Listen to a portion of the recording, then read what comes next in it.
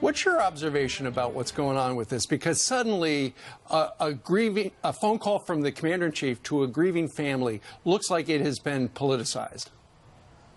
Well, I mean, here's the big problem, is that the only accounts of the phone call that we have so far is actually from Frederica Wilson, and this Democratic congressperson was calling for Trump's impeachment back in May. So the media immediately picked up on her accounts of the conversation. She was apparently in the car and heard the conversation on speakerphone. But we haven't heard anything from the widow of the service member. We haven't heard President Trump's version. We haven't heard the transcript. We haven't heard tapes. We haven't heard anything except for a Democrat who has some political motivations here, particularly in the 48 hours after Trump suggested that President Obama didn't call all of the families of troops, and somehow that was a shortcoming. So it's a little bit convenient that this story pops up now. Right. That's not to say that he didn't say these things, but I would like to see some evidence before the media immediately jump to the conclusion that fulfills all of the things they want it to fulfill. Yeah, let's book a 9-person panel and debate what a bad person the president is. This woman makes Maxine Waters seem like a supporter of Donald Trump. Some of the headlines in the past: Miami correspondent to Donald Trump, please do not, Congresswoman to Donald Trump, stop tweeting. She calls for his impeachment. She also says he is desperate for attention and needs psychological help. This was leading up to the fact that she witnessed on speakerphone the portion of a conversation regarding the family of a slain soldier. I believe she's got an axe to grind. Maybe she's 100% right, but the background makes you at least be skeptical if you're questioning, all right? Yeah, well, I mean, if you're going to be in a he said, she said situation, then you have to wonder about the credibility of the various characters. And this is why I'm saying anyone of fair mind should at this point be saying, okay, let's see some actual evidence of the conversation, transcript, tape. How about the widow herself testifying as to what exactly happened in this conversation? Because even in Wilson's recounting of the conversation, there's some ellipses that do some pretty heavy lifting. She says basically that Trump said, you know, he knew what he signed up for, but I guess it still feels bad. But there's an ellipses between he knew what he signed up for, but I guess it still feels bad. Hey. The ellipses there could be something like, as you said, right? The ellipses could be something like a response directly to the widows and something the widow said. So we just don't know. Ben, we put up the picture of this guy. He's very young. He leaves behind a wife. I don't know if he has kids. He probably leaves behind parents. Here's his picture. Look how young he is. Look how handsome he is. He died for our country. And we're talking about this? Can we not talk about the service and the sacrifice that this man made?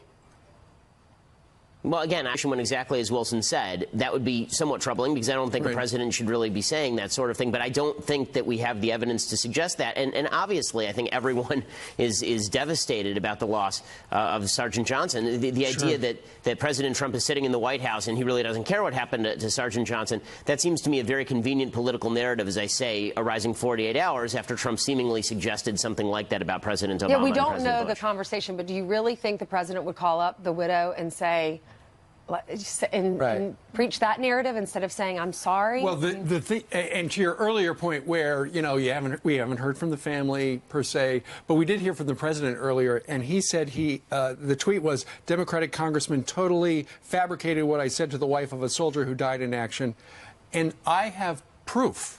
So the big question is, will he reveal, and then he writes sad, will he reveal that proof? Will we hear from the family? These are normal conversations between a commander-in-chief and a grieving family we never, ever hear about until a Congresswoman attacking President Trump this morning for his phone call to the wife and family of a fallen soldier. But there are a lot of questions the media is not asking. Ben Shapiro on that coming up next.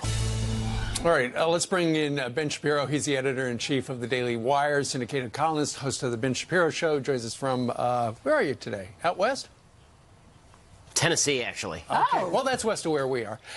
Ben, let's talk a little bit about the President of the United States. He was talking the other day in the Rose Garden about whether or not he had called the family members of the 4 service personnel killed in the country of Niger a few weeks ago. And then he mentioned that President Obama didn't call everybody, and that caused a big media firestorm. Now there's a story that apparently he did call one of the widows of U.S. Army Sergeant LaDavid Johnson a couple of days ago.